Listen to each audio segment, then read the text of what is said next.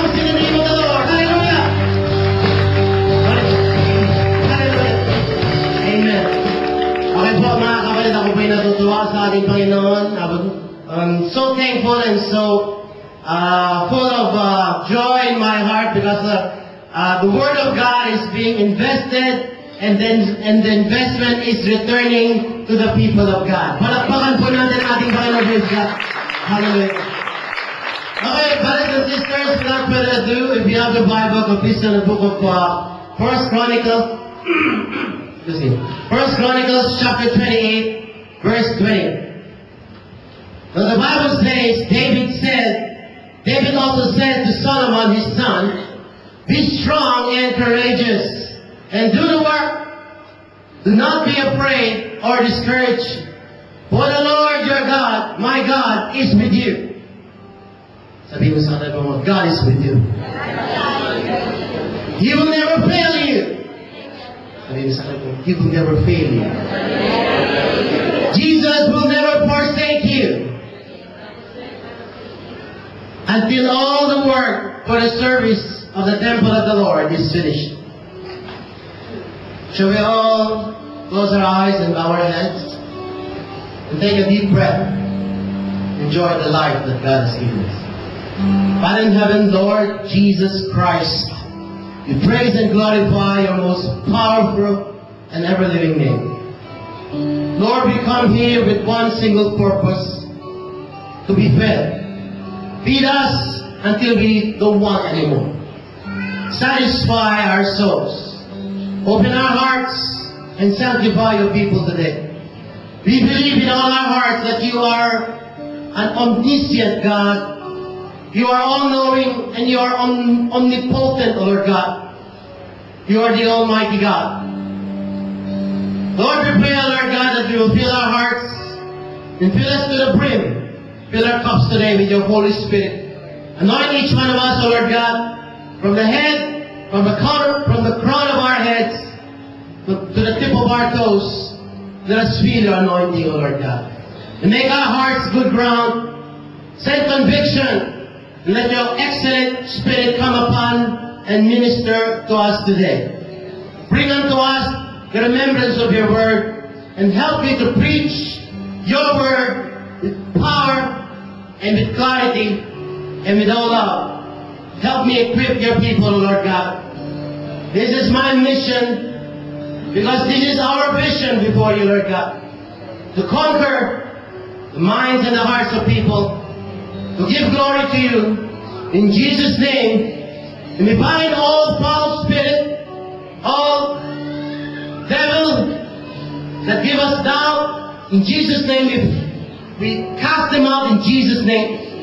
And release your anointing. Release an anointing that will give life and power to your people. This we ask in victory. We don't need to see what you will do. We thank you in advance. In Jesus' name we pray. Everybody say amen. Come on, let's put our hands together and praise the living God. Hallelujah. Hallelujah. I don't need to see what you're going to do. Your credit is always good for me, Lord God. I believe, Lord God. The moment I call upon your name, you are doing something good in my life. Because there's nothing else that is good except you, Jesus. Hallelujah. Palakpakan natin ang ating Panginoon. Praise God. Hallelujah. Hallelujah. Okay, brothers and sisters, we will all be still peace in the presence of the Lord. And for all those first-timers in this place, I would like to introduce myself to you. I'm Pastor Onassis of Jesus Christ. To God be the glory, church, and I'm so thankful and highly privileged of the Lord to be the servant of the Lord and to proclaim the goodness and the power and the glorious gospel of our Lord Jesus Christ.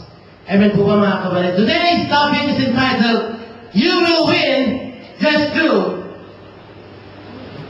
at His Word. Sabi mo sa akin mo, ikaw ay magkatagumpay.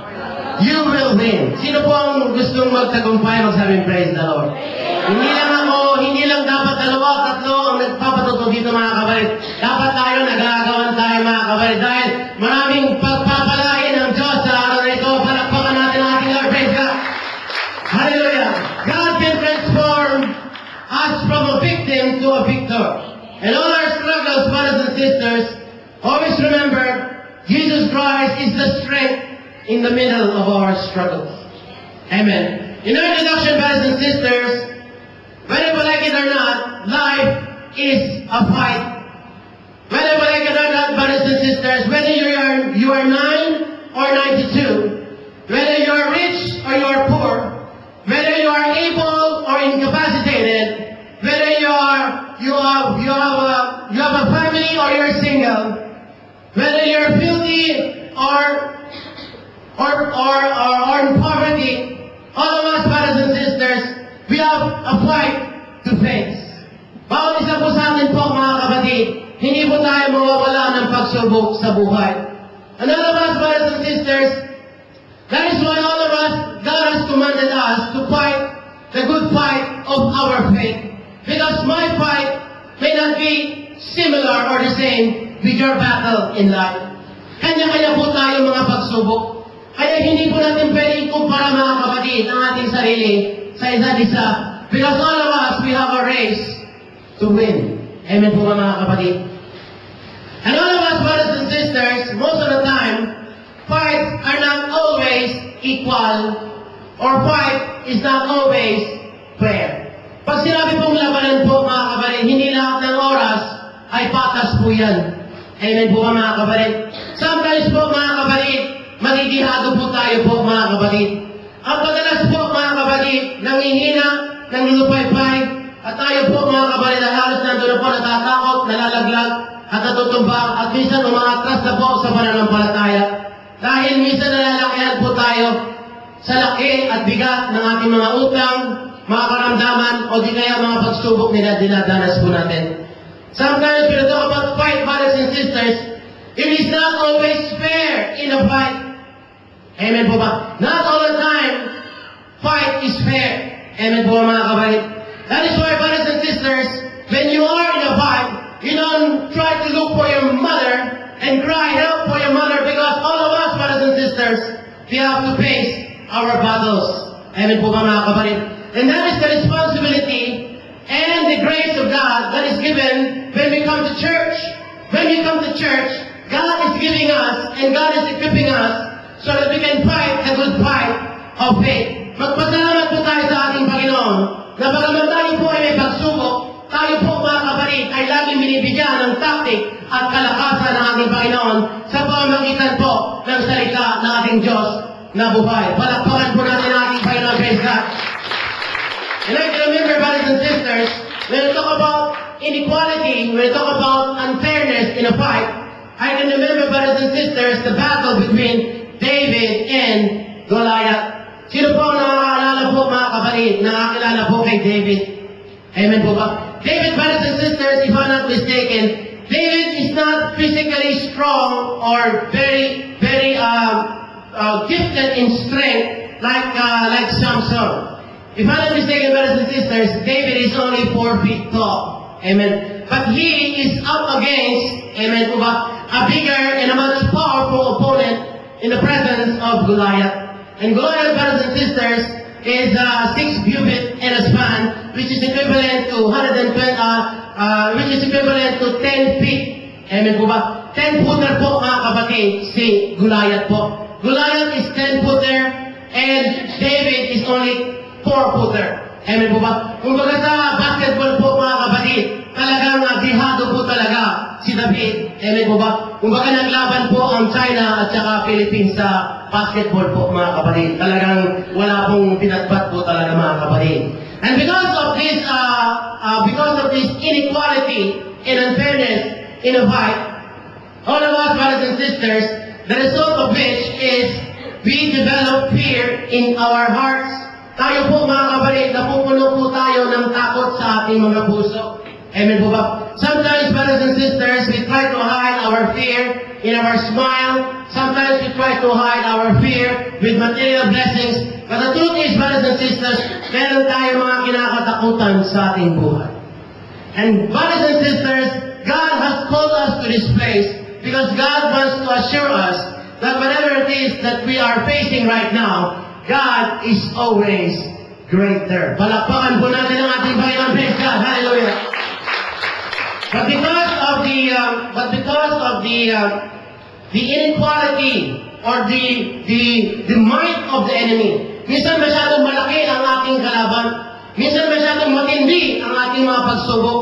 Minsan halos nalulula na tayo mga kabarid sa mga gulayat po natin. And do you believe, brothers and sisters, all of us, we have our Goliaths? And whether we like it or not, we cannot ask anybody or any man to fight our Goliaths. We have to fight our Goliaths. Amen po mga kabarid.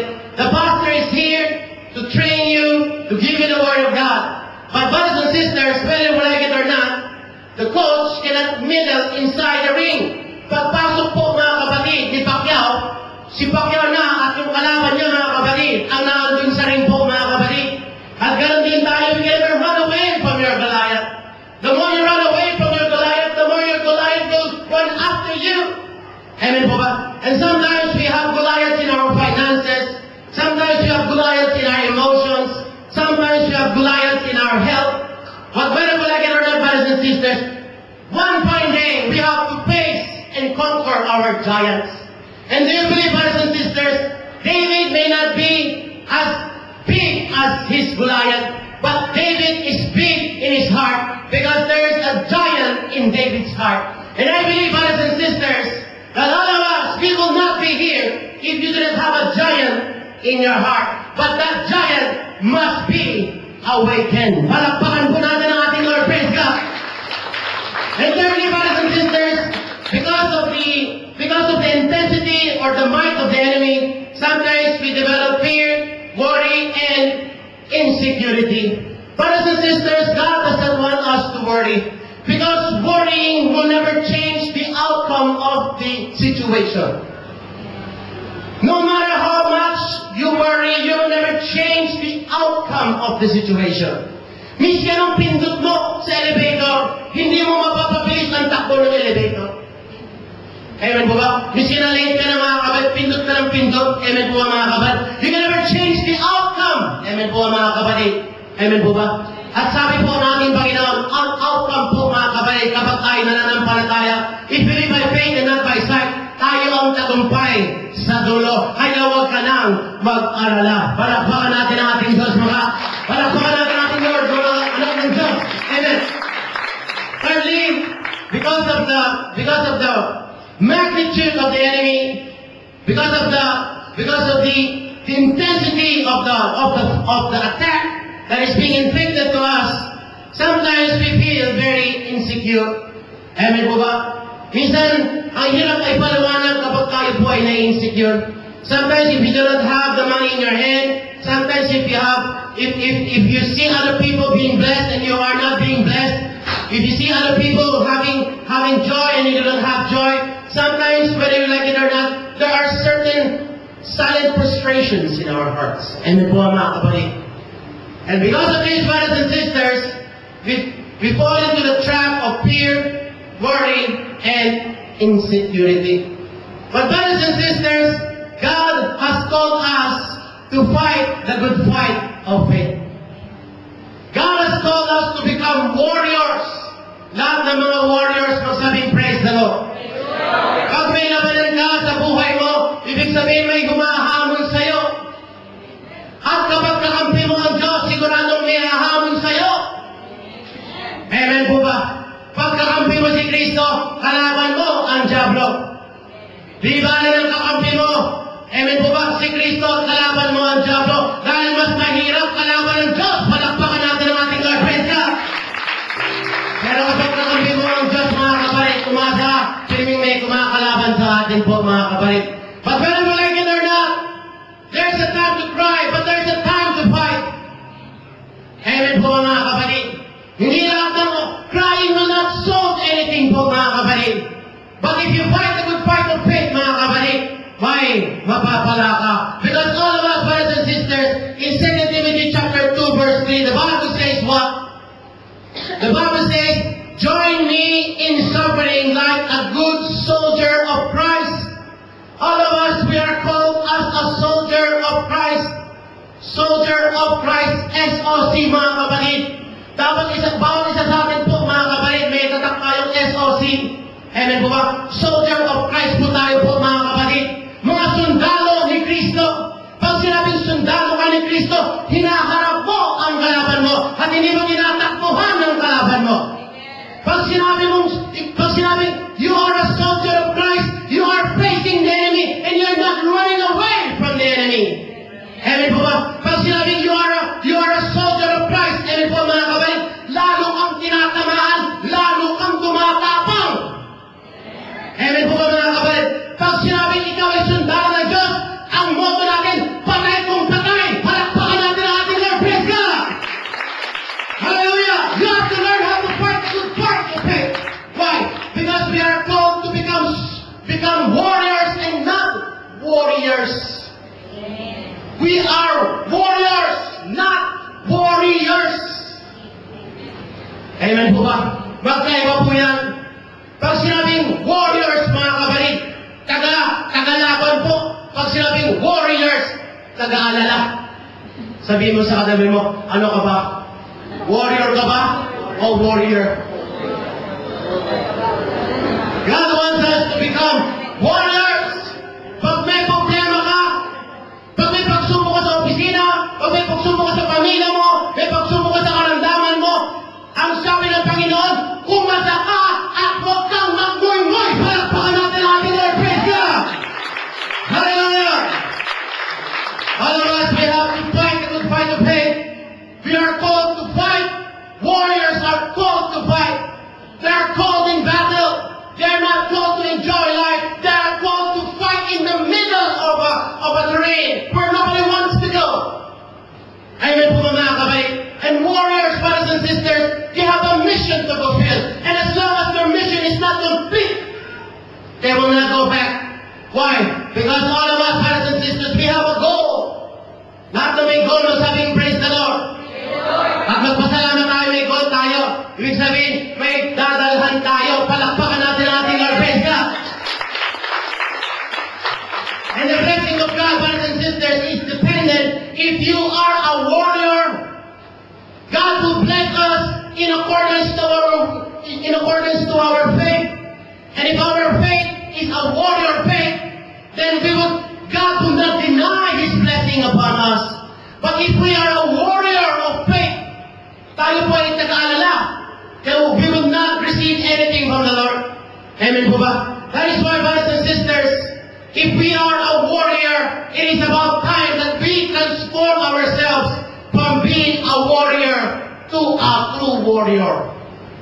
Panahon na po mga kapatid na magkaroon ng pagbabago sa ating buhay. Panahon na, sabihin mo sa akin mo, it is time. Panahon na. Palakpakan po natin ang ating Lord. Praise God.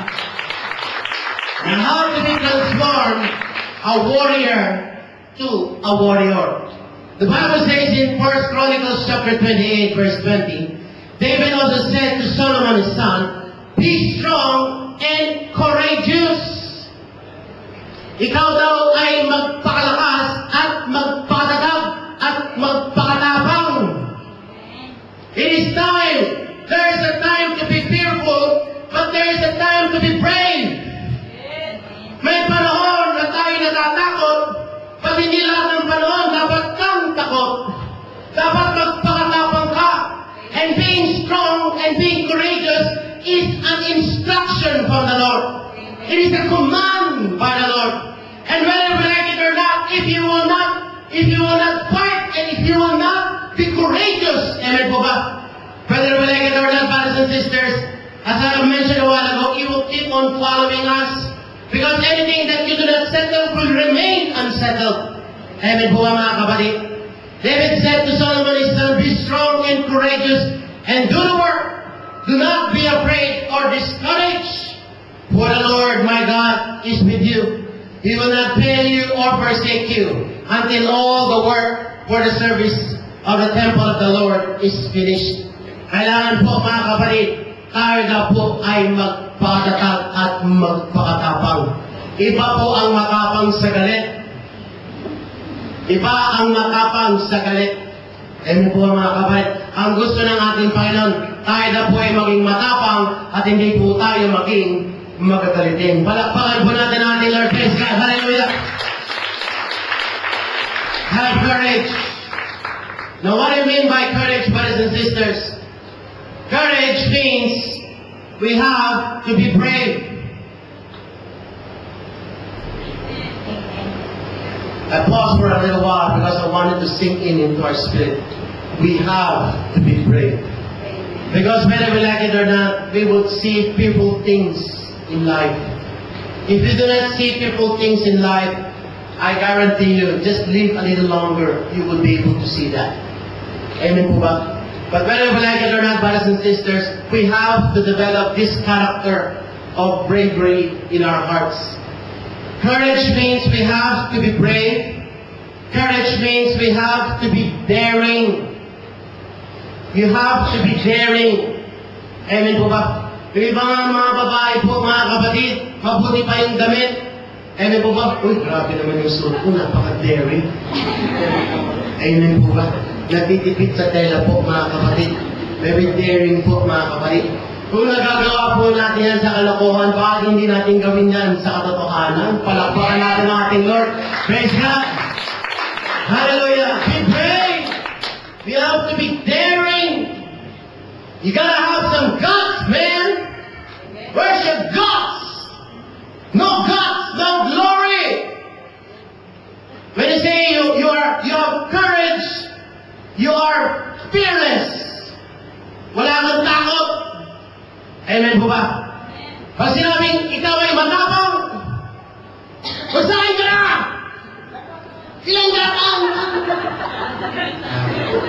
Nauna yung egg. Huwag sabi ka ba?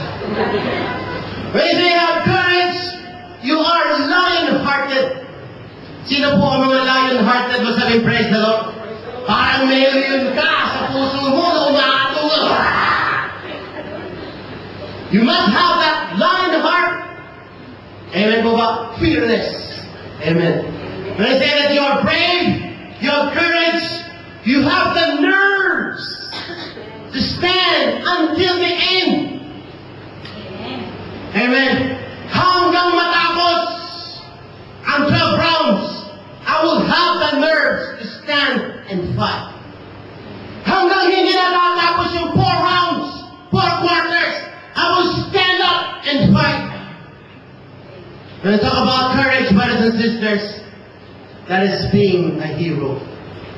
Amen po ba? Sino po ang kumahanta ng Mariah Carey na yan? Hero. Amen? Amen. Huwag mo nakantayin at pakaulan. Palakpakan po natin ating Lord. Praise God. Amen. You know, brothers and sisters, I have a friend.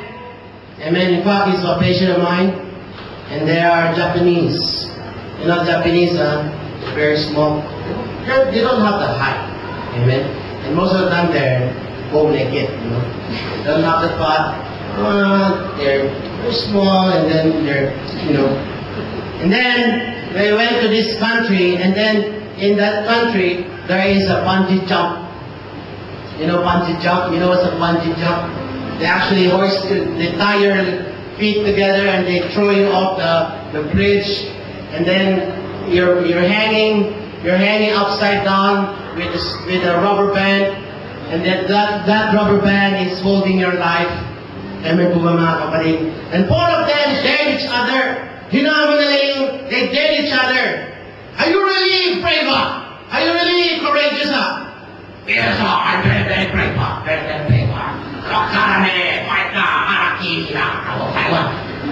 And then they dare each other, although in his heart, he's very, very scared. Because it's his first time. So the first one was strapped in, and he was pushed. The second one was strapped in, he was pushed off the cliff.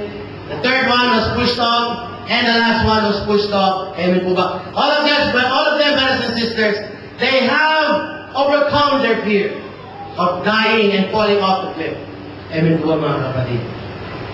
And that night, brothers and sisters, they felt so successful that they have done something that they couldn't imagine that they could do.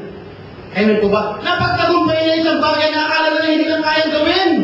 And because of that, brothers and sisters, when they went to the bar, they're so full of courage and bravery that no matter how they look, they go and talk to any women they would like. Nawala yung pagkatorpe nila. Tumapang po yung loob nila, mga kapatid. They can talk to any women, they can speak to any women without any hesitation. Why?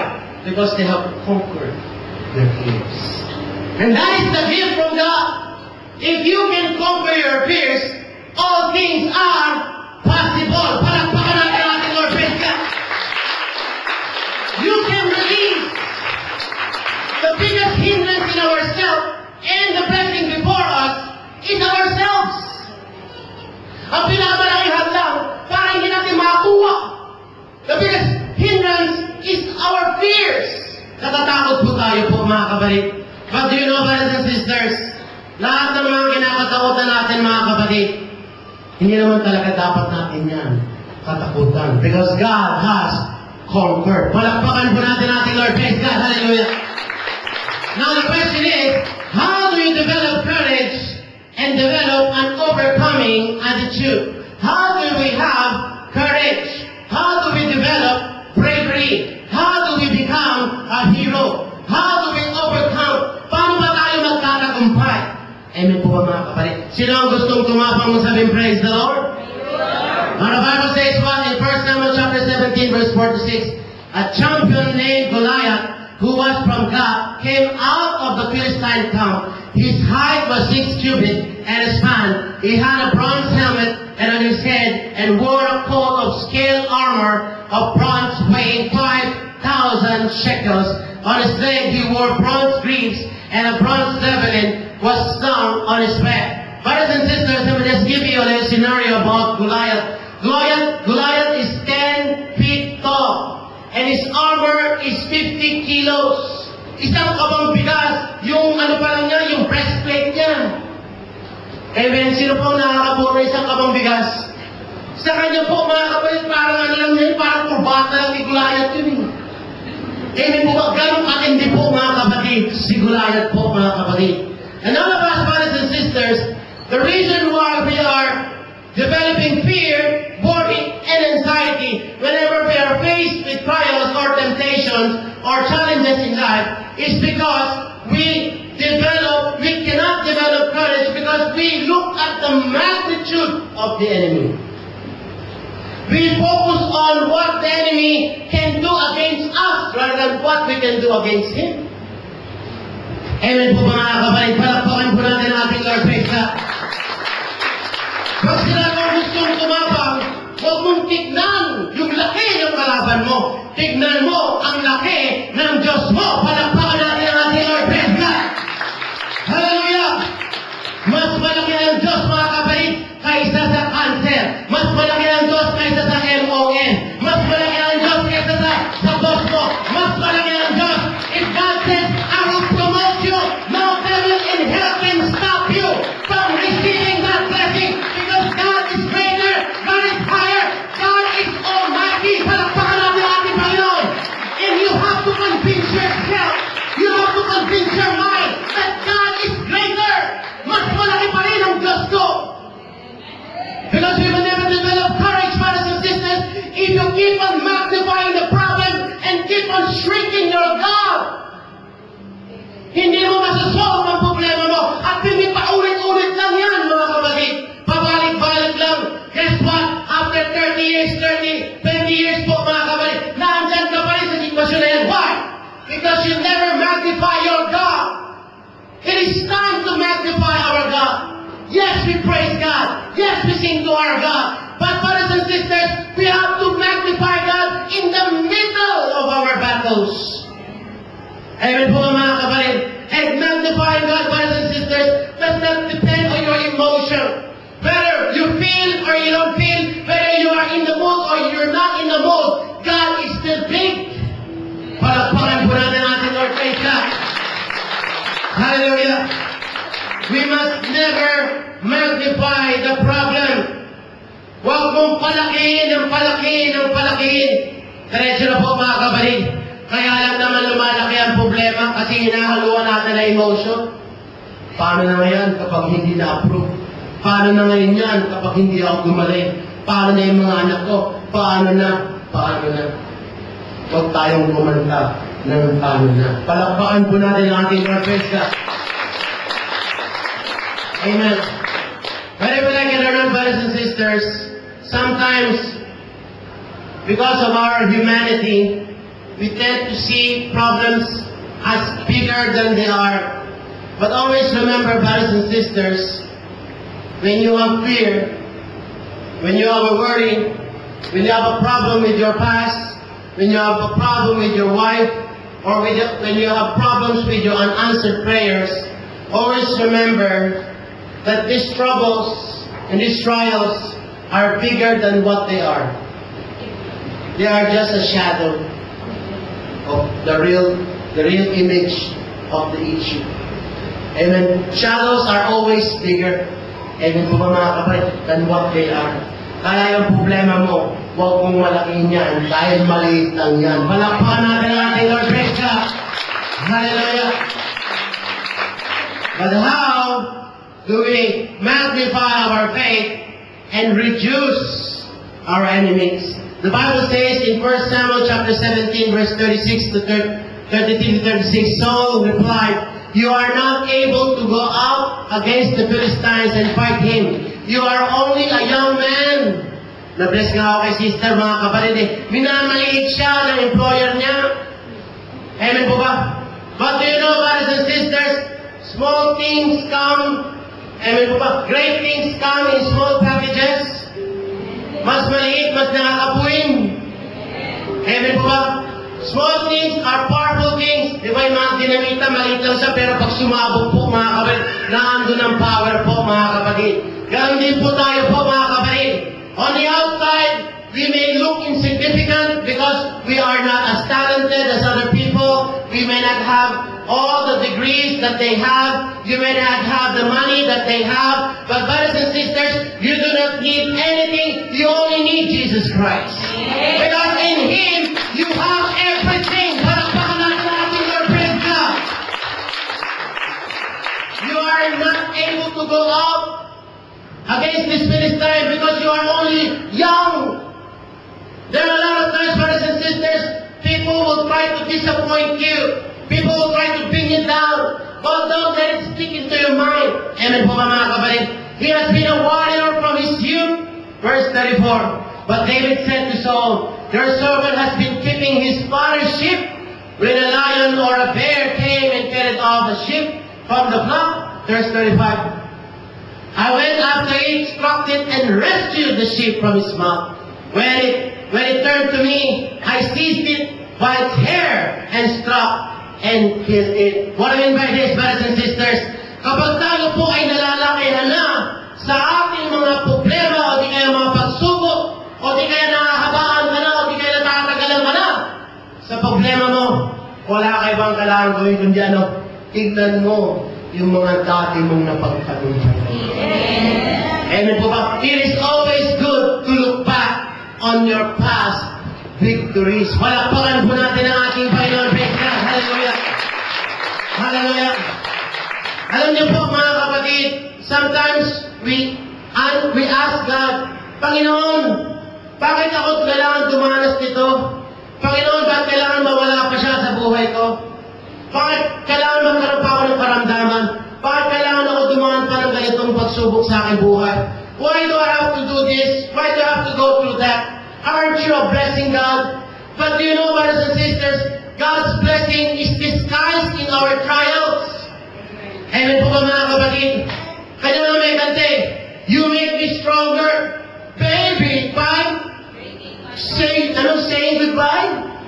Amen po ba mga kapatid? Kung hindi mo ako iniwan, hindi ko malalaman na kaya ko palang tumayo mag-isa. Amen po ba mga kapatid? Kung hindi ako nagkaroon ng karamdaman, hindi ko pa akalagahan ang health ko. Kung hindi ako nagkaroon ng trabaho, hindi ako matututo magtipid. Amen po ba mga kapatid? Because every suffering, every problem, every trial is always purposeful. Palakpakan po natin ang ating Lord. Praise God. Hallelujah. Hallelujah. God is molding us into His image and His likeness through the very trials that we are facing today. God can bless you right away. But if He bless you right away, He missed that opportunity mold you. Amen. If He heals you right away, you miss that golden opportunity to learn how to be patient. Because when you come out to the real world, brothers and sisters, amen, we have, in order for us to become great, we have to undergo and take the class of Suffering 101. Kailangan dumaan po tayo sa suffering po, mga kapatid. Because there are certain sufferings that we have to go through in order for us to be elevated. Alam niyo po, mga kapatid, ang mga Pilipino po, mga kapatid, hindi na siya nakakantik pag pumapaka sa orchard eh. Why? Kasi hindi yan baka sa mga Pilipino. Amen. Kasi tayo mga Pilipino po, mga kapatid, sanay tayo at lumaki tayo sa hirap. Amen po ba? Kapag tayo po ay binabaha ng konti hanggang sa akong po, mga kapatid, nagpapanik na sila. Tayo po, wala yan. Amen. Hindi ako na nakikinig dyan eh. Walang din. Amen po ba? Why? Kasi sanay tayo, mga kapatid, yung buong bahay, lumulutang po, mga kapatid. Amen po ba, mga kapatid? Why? Sanay tayo at sagana tayo sa hirap. Palakpakan natin ang ating Lord, praise God. At pagdating ng pagsubok, kayang-kaya mo. Amen po ba, mga kapatid? Kaya pinitulot ka minsan, kung wala ka ng pera, amen po ba? Why? Kasi kapag nawala ka ng pera, matuto ka na magtipid. Amen po ba? Hindi ka basta-basta bumibili ng iPhone pa. Amen po ba? Pastor, palit na naman sa iPhone pa. Amen po. Amen po. Pakainin mo muna yung pamilya mo dahil hindi mo pwedeng gawing adobo yung iPhone 5. Palakpakan natin ang ating Lord. Praise God! Hallelujah! Praise God! Hallelujah! Why? Because, brothers and sisters, God wants us to develop our character. Amen po ba, mga kapatid? Sino po ang may police character? Magsabing praise the Lord. Talent will give you your promotion, but character will keep that promotion. Amen po ba? Pwede kang makarating sa tugakod ng iyong tagumpay kapag may talent ka. Pero hindi ka mananatili sa tugakod ng tagumpay pag wala kang karakter. Pag hindi maganda ang ugali mo, kapag hindi ka marunong makisama, kapag ikaw ay may blessing, lumalaki ang ulo mo, amen po ba? You will not be able to keep that blessing if you do not have that character. That is why God is more concerned in molding you in the everyday life. That is why God loves you, because He wants to develop your character. But once you have that character, when He promotes you, you will keep the blessing. Palakpakan po natin ang ating Lord. Praise God. Hallelujah. That is why all of us, brothers and sisters, we have to learn how to look back on our previous victories. Kung dati, nakatawid ako sa mabigat na pagsubok, natipid kami. Ngayon, dumadanas ka ngayon ng kagipitan.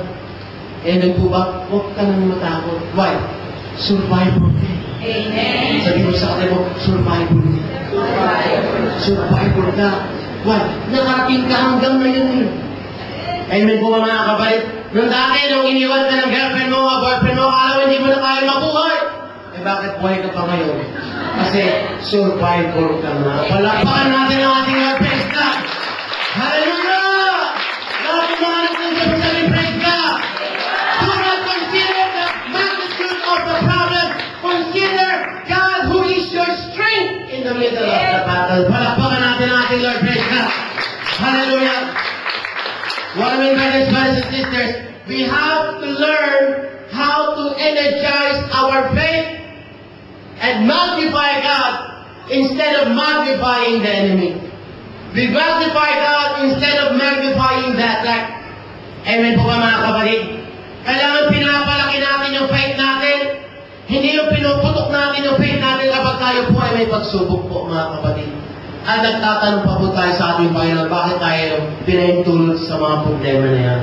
Whether we like it or not, brothers and sisters, God uses trials and tribulation to mold and chisel out and mold us into a vessel of honor. Palakpakan po natin ang ating Lord. Praise God. Hallelujah.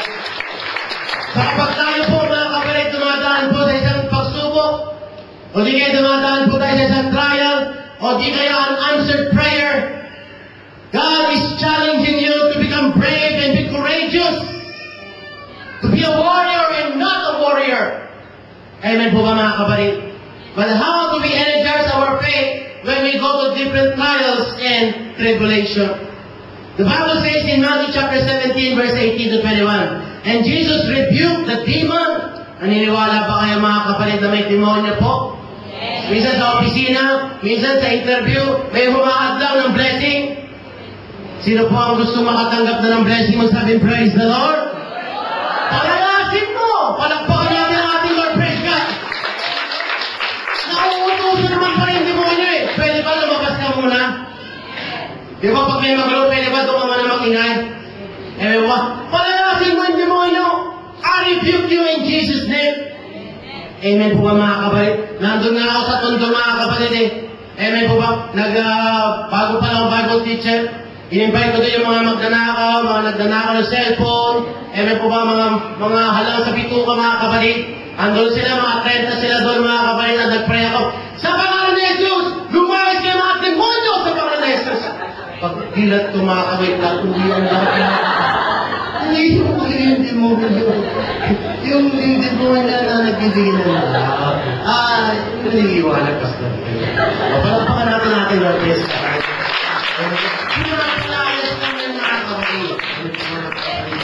Amen. Mababa ang sales mo. Amen po. In Jesus' name, lalago ka. Nilalahit-lahit na ako sa dating kumpanya. Kung natin siya, where's your God? Where's your God? You don't have any sales up. Amen po ba? Nangaman mo ako ha? Nangaman mo ako. Nag-pray ako sa Panginoon. Nagsara ako ng toilet. Lord, ipakita mo nga sa kanila na ang Diyos ko ay buhay. Nagpadala ng Vice President mga kapatid City Bank. $36,000 ang resibo po mga kapatid. In the whole history of the company, ang wala na akin, palakpakan natin ang ating Lord. Praise God! Oh! Ito sa ba? Meron. Pati mga iba-ibang mga Diyos na ako, bago kayo kumain ng KFC, mag-pray muna kayo sa Diyos ko. Dahil kung di ang Diyos ko kumilos, wala kayong KFC. Palakpakan natin ang ating Lord. Praise God! Bravo! Bravo! Yan po mga kapatid. But brothers and sisters, we have to energize our faith. Pag hindi mo energize ang faith mo, hindi mo pinalakas ang faith mo, hindi mo sinarge ang faith mo, sigurado yan, buhay na buhay ang takot mo. Sigurado yan, dadagayin ka. Ganyan po mga kapatid, sino po minsan ang dinadaga mo sabing praise the Lord? Walang problema, mamaya ka ng mousetrap mga kapatid. Kailangan huwag tayong dagain. At pag tinaga tayo mga kapatid, lahat tayo babaho. Palakpakan natin ang ating Lord, praise God. And Jesus rebuked the devil. And it came out of him, and the child was cured from that very hour. Then the disciples came to Jesus privately and said, why couldn't we not cast it out?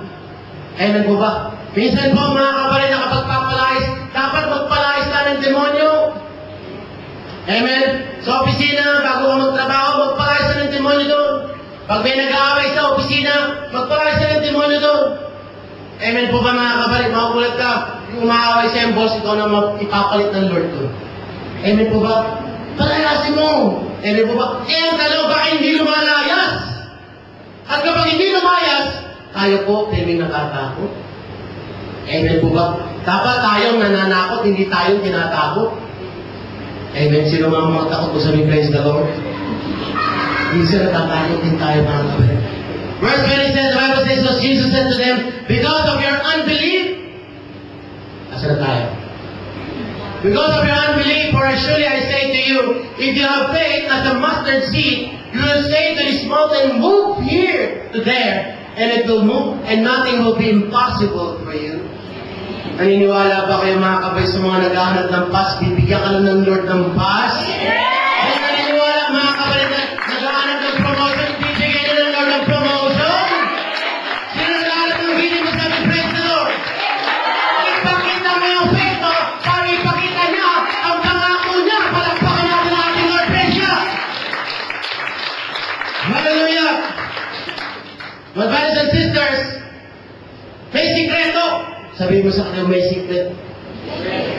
Para lumaya ang blessing.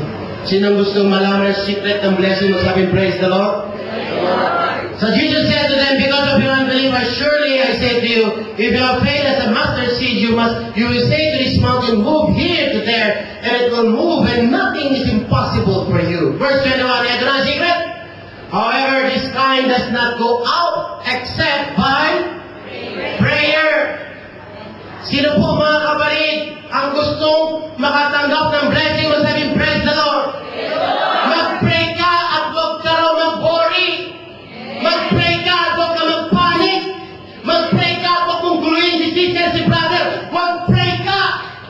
Sabihin sa aking sister, mga kapatid, miski nag-uugas ka ng plato, mag-pray ka sa Lord. At meron ka mapaparami, anointing ka makukuha sa Panginoon. Because God is everywhere. Hallelujah.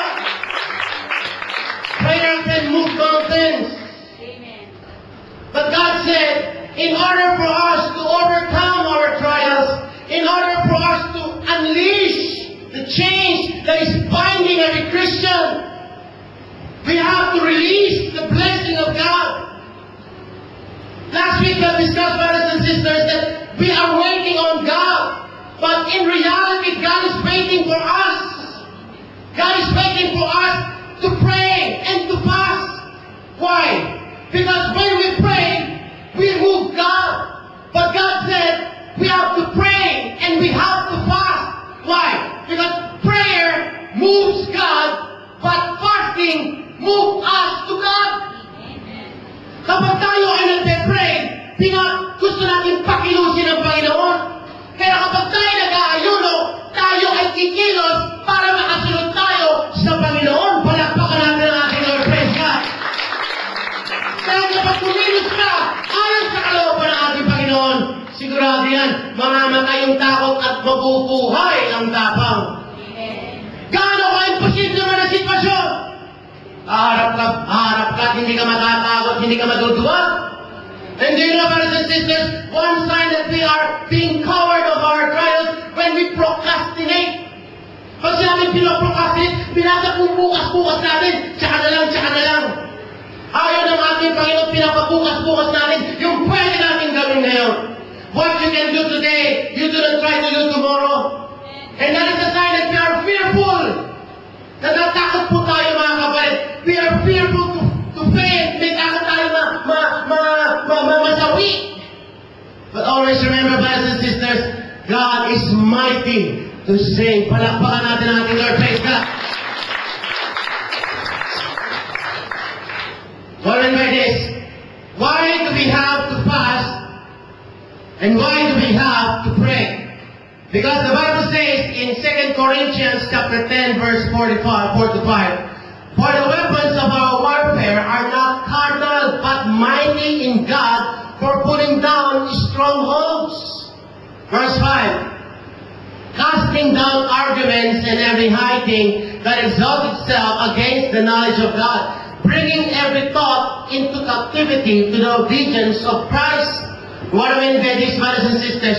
When we pray, we wage a spiritual battle, and God's weapon is more effective than our carnal weapons. Mas epektibo daw ang mga panlaban at mga armas ng Panginoon kaysa sa armas ng tao. Mas makapangyarihan ang pagkilos ng Diyos kaysa sa pagkilos po natin. At kapag tayo daw po, mga kapatid, nagpe-pray tayo at nag-aayuno po tayo po, mga kapatid, pinapawala natin ang mga spiritual weapons ng ating Panginoon. Palakpakan natin ang ating Lord. Praise God. I know that, my brothers and sisters, fasting is not a very interesting topic for most of us, because when we feel the craving to eat, we always want to give in to our cravings. But brothers and sisters, God is trying to train us to develop discipline. Amen. But discipline is developed when we learn how to deny the craving of the flesh. Marunong ka magdisiplina sa sarili mo. Amen po ba? Na hindi lahat ng pwede ay makakabuti sa'yo. That is why, brothers and sisters, we are developing spiritual discipline. And this spiritual discipline is something that is unheard of for a lot of people right now. Because all of us, we have a thinking that we are privileged. Lord, ibigay mo sa akin to. Lord, ibigay mo sa akin to. Ibigay mo sa akin to. At this time, at this hour, at this very moment, ibigay mo sa akin ito. But God does not operate the way you operate. God's timing is different from our timing. And whether we like it or not, if you really want the true blessing from God, you have to be in line with His will. Dapat yung kalooban ng Diyos ang nasusunod natin at hindi ang kalooban po natin. Palakpakan po natin ang ating Panginoon. Praise God. Hallelujah. Fasting helps to subdue the flesh and to become more sensitive to the Spirit of God. Because denial produces discipline. As I have mentioned a while ago, brothers and sisters, when you pray, you ask God to move. But when we fast, we are moved to God. Parang relas po yan po, mga kapatid.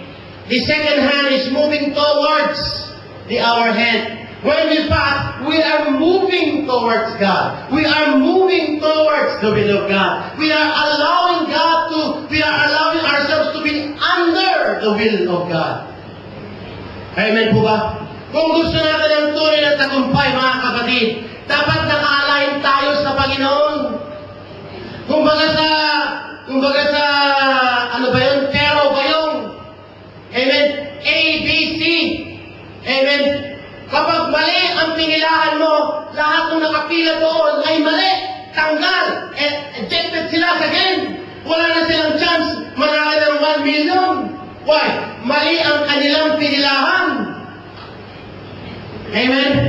But God said, if you will fast, and if you will have it in your heart to afflict yourself and deny yourself of the pleasures in life momentarily to train your spiritual life, you can align yourself with the will of God. When you align yourself with the will of God, kapag naka-align tayo sa kalooban ng Panginoon, lagi po tayong nasa tama. Palakpakan po natin ang ating Panginoon. Praise God. Amen po mga kapatid. And when we fast, brothers and sisters, we get divine favor from the Lord. Because when we fast, brothers and sisters, we align our will to the will of God. And if we align our will to the will of God, God will not withdraw His blessings upon us. The Bible says in Ezra chapter 8, verse 21 to 23, thereby I have a canal, I proclaim a fast. Pinag-uutos daw ng ating Panginoon na mag-fasting po, mga kapatid, so that we might humble ourselves before our God. When we fast, brothers and sisters, it is a humbling experience before the Lord. God will not answer us if we are arrogant, if we have pride. Kapag may pride po tayo po, mga kapatid, arrogant tayo sa harapan ng ating Panginoon, God will never answer us. But fasting enables the believer to humble himself before the Lord. Amen. Palakpakan po natin ang ating Panginoon. Praise God. Kapag tayo po ay nag-aayuno, nagpapakumbaba tayo sa harapan ng Diyos. Amen po ba, mga kapatid? That is why, brothers and sisters, imposible na tayo po, mga kapatid, ay magpakumbaba sa harapan ng ating Panginoon kapag hindi po tayo nag-aayuno. Because God said we have to pray and we have to fast. And as much as we pray, we have to fast also. Mga parang silang yata nag-amen po, mga kapatid. Dahil instead nagpa-fasting po tayo po ay nagpa-fast eating. Dahil masarap pong kumain po ng lienpot, at sausawang puso at toyo po mga kapit, at may pinisa po kalamansi at sili. Amen po ba? But brothers and sisters, we have to learn how to deny our flesh. Amen. Eating is like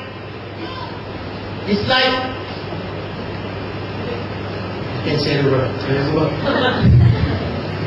Amen. O palakpakan na lang natin ating Panginoon. If you don't know how to deny yourself, that means you cannot also deny yourself from sexual immorality. Amen. Parang gulat yata yun. That is the truth, brothers and sisters. Because there are two pleasurable things in life. Food and... That is the truth. Pastor, parang mga nakayata. That is the truth. And if we will not learn how to control our flesh in eating, amen, that means our propensity or a tendency to give in to sexual temptations is very high. Amen po ba mga kapatid? Palakpakan po natin ang ating mga. So that we might humble ourselves before our God and ask Him for a safe journey for us and our children with all our possessions. Next, I was ashamed to ask the king for soldiers and horsemen to protect us from enemies on the road, because we had told the king the gracious hand of our God is on everyone who looks to Him, but His great anger is against all those who forsake Him. Verse 23. So we fasted and petitioned our God about this, and He answered our prayer. Sino po gusto tumanin ng ating Panginoon? Sabing amen. Amen. Prayer and fasting is a powerful combination. Palakpakan natin ang ating Lord. Praise God. Hallelujah. And so, brothers and sisters, they want to go back to Israel. And then when they go back to Israel from Babylon, brothers and sisters, they carry their wives and their children, and they have tons and tons of gold artifacts from the temple of God. And Ezra didn't depend on the power of the king's men to protect them, but he depended on God to protect them through the power of fasting. Fasting is not a diet. It is affliction of your soul. It is opening your spiritual side so that God can move. Palakpakan po natin ang ating Panginoon. Praise God. Hallelujah. We are moved to our purpose when we fast. Kapag tayo po, mga kapatid, amen po ba? Hindi tayo nagpa-fasting po at hindi tayo nag-humble sa ating Panginoon, God will not answer our prayers. Why? Because we have to align our soul to the will of God. And we all know, brothers and sisters, there are three aspects of the soul. The first aspect of the soul is our will. The second aspect of our soul is our intellect. And the third aspect of our soul is our emotion. I want it, I think it's good, and I feel it. These are the three things that your soul is always crying out. I want iPhone 5, I think it's good, and I feel it's good. I feel good about it. There's nothing wrong with your iPhone 4. But in spite of your financial difficulty, you're going to spend $300 to $400 and deny yourself, and get money from your savings. Why? Because I want it, I think it's good, and I feel it. Yan ang gusto po ng ating soul. Amen po ba mga kapatid? Pero hindi yan ang gusto ng Lord. And God said, it is not important what you think. It is not important what you feel. It is not important what you want. What is important is my will in your life. Because my will is more effective and will give you everlasting blessings. Palakpakan natin ang ating Lord. Praise God. Hallelujah. But there is no way to change that I want, I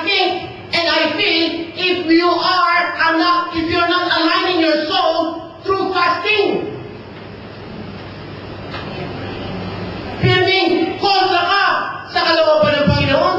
I don't want, I don't think it's good, and I don't feel it. Amen po mga kapatid. That is why, brothers and sisters, when we fast, we are afflicting our souls. Amen. Why? Because the stomach is a good servant, but a bad master. Amen. You and I have stomach also. Sometimes mine is a little bigger. But brothers and sisters, we cannot make this our boss. We have to tell who is boss. Sino ba ang boss sa buhay mo? Tiyan mo o utak mo? Tayo pa rin ang boss, mga kabayan. Palakpakan natin ang ating Lord Jesus. Ikaw ang susunod sa akin. Hindi ako ang susunod sa iyo. Kaya nga Christian. Ay ng Panginoon ng Christian. Ang gusto ng Panginoon, tunay na Kristiyano. Pag sinabing tunay na Kristiyano, hindi nakasunod sa iyak ng tiyan. Palakpakan natin ang ating Lord, praise God. Pero yung pagkilos ng tiyan, hindi malalabanan kapag hindi mo sinasabi kung sino ang boss. Amen po mga kapatid. Palakpakan natin ang ating Lord, praise God. Now there are different kinds of fasting, brothers and sisters. One is absolute, that there is no food and water for 40 days. God is not asking us to fast for 40 days. Only Jesus Christ can do that. And physically, it's not viable. There's a normal fast that you can do for 24 hours only by water. And also there's a partial fast that only certain foods that you can eat. Then you can also do a personal or a congregational fast. And bahala kayo dyan mga kapatid. But whether we like it or not, brothers and sisters, we will not be able to align our will and our soul in agreement with God if we do not fast and pray. Amen po mga kapatid. We will not be able to change that I want, I think, and I feel if we do not fast and pray. Because God said, once you fast and you pray, what God wants is what I will want. What God thinks is what I will think. And what God feels is what I will feel. If you can do that, brothers and sisters, you are aligning yourself with the will of God. And when you align yourself with the will of God, God will not forsake you. And you can cast out demons in the name of Jesus Christ. Then the authority of God will be upon you. Sino ang gusto? Nasa kanyang authority ng Panginoon, sabing amen. Isang in Jesus' name, walang tikilos at tikilos ng Panginoon. Why? Because your faith is moving because you are prayed and fasted. Palakpakan natin ang ating Lord. Praise God. Hallelujah. That is why all of us, brothers and sisters, I urge you, brothers and sisters, this coming Saturday, amen, please come and offer a fast for the Lord. Pinag-uutos po tayo ng ating Panginoon na kailangan mag-ayuno po tayo. Amen po ba? We have our congregational fasting, brothers and sisters, on Saturday at my residence at Simbawang po, mga kapatid, starting from 12 to 6. And that is the best time, brothers and sisters, to humble ourselves before the Lord. A lot of us, brothers and sisters, we are scared of not eating. Not because there is no food, but you really have to deny yourself of that right to eat. Amen. So that your spirit will move in accordance to the Spirit of God. Amen po mga kapatid. Dapat nakapila ka sa kalooban ng Panginoon. Dahil ang tunay ng tagumpay kapag nakapila ka sa kalooban ng Panginoon. Pero kapag mali ang kinilahan natin, nag-pray lang tayo, hindi tayo nag-fasting. Amen po ba? Mai-eliminate po tayo sa pera o bayo ng buhay. Palakpakan po natin ang ating Panginoon. And when we fast and when we pray, brothers and sisters, in Isaiah chapter 58, verse 5 to 6, is this the kind of fast I have chosen? Only a day for people to humble themselves? It is only for bowing one's head like a reed, and from lying in sackcloth and ashes. Is that what you call a fast, a day acceptable for the Lord? What do you mean by this, brothers and sisters? When we fast and when we pray, brothers and sisters, We are giving something acceptable before the Lord. Katanggap-tanggap daw po yan sa harapan ng ating Panginoon. Amen.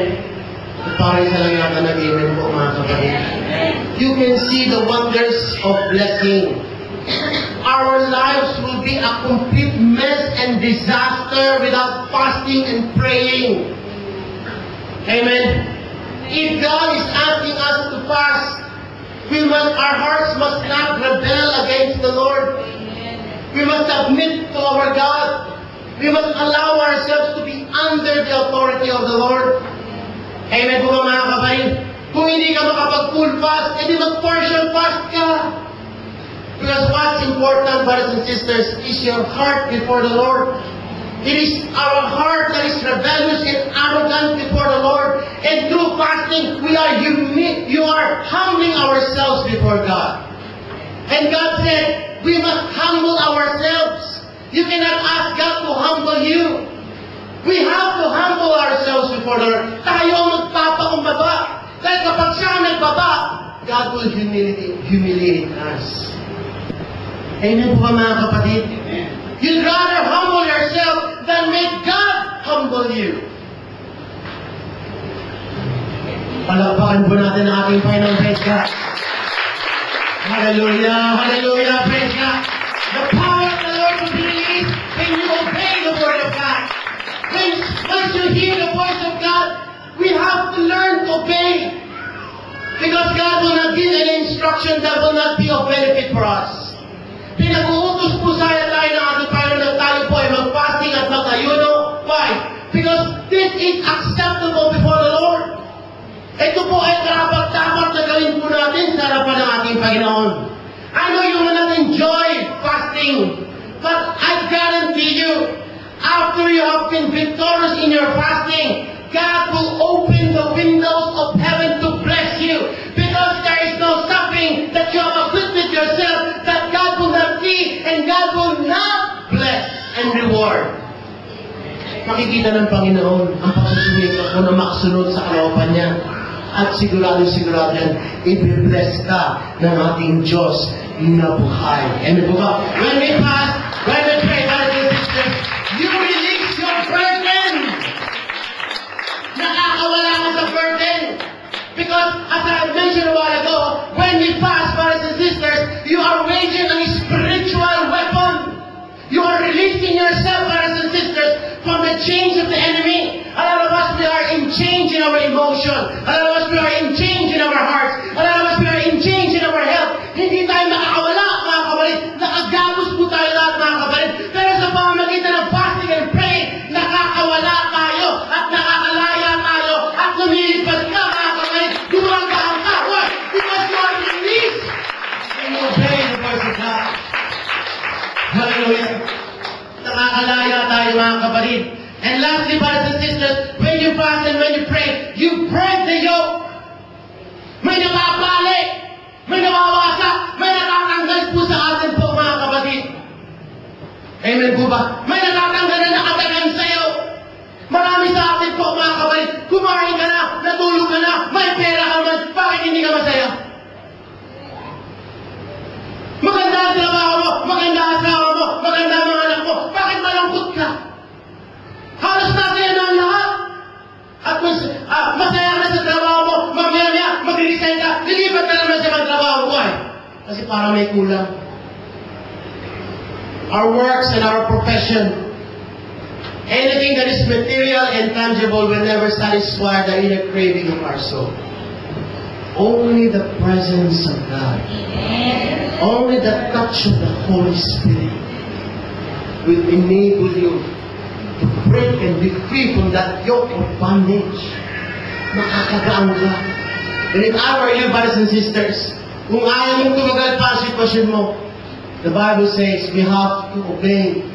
Because God said, if you will, kung susunod ka, ito makukuha mo. Hindi sinabi ng Panginoon, kung susunod ka, baka sakali ibigay ko sa'yo. Hindi ganun ng Panginoon. If you will do it, then I will do it for you. That is what the Bible says in 2 Chronicles chapter 7 verse 14. If my people who are called by my name, who humble themselves and pray, turn from their wicked ways, then I will hear from heaven, and I will heal their land. Ang sabi ng Panginoon, if you will humble yourself before the Lord, God will heal your land. God will heal your family. God will heal your heart. And God will restore your sight. God will restore your vision. God will restore your strength. And God will restore the bravery and the courage inside. And the biggest gift that you will receive from your God is the strength to face and stand in the middle of the attack.